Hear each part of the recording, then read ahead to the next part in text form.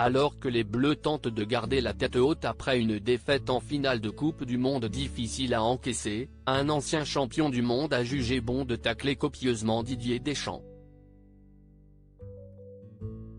Pour lui, si est très simple, le sélectionneur de l'équipe de France a fait son temps. Les larmes ont coulé depuis dimanche 18 décembre, date qui restera à jamais inscrite dans l'histoire du football. À l'issue d'une compétition marquée par des appels au boycott et des polémiques sur les règles imposées par les Qataris, les Bleus se sont inclinés en finale de Coupe du Monde face à l'Argentine.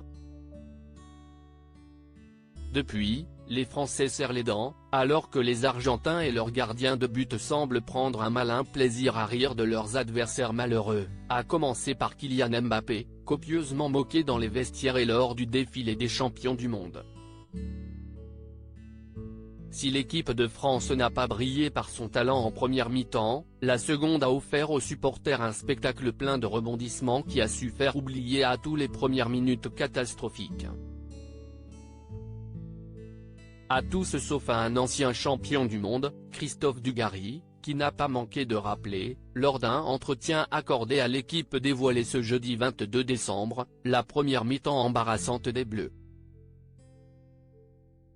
Christophe Dugarry a la dent dure contre Didier Deschamps, l'occasion pour lui de pointer du doigt le rôle de Didier Deschamps, qui, selon lui, a fait son temps à la tête de l'équipe de France.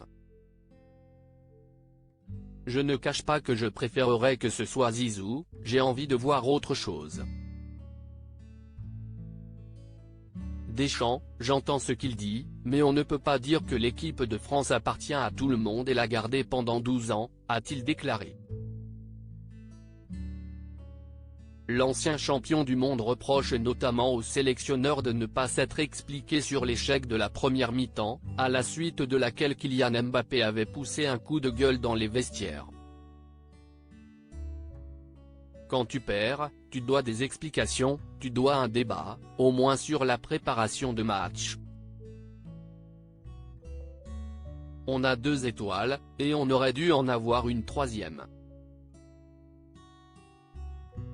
Pour fermer cette page de Coupe du Monde, j'ai besoin de comprendre d'où sortent ces 80 minutes.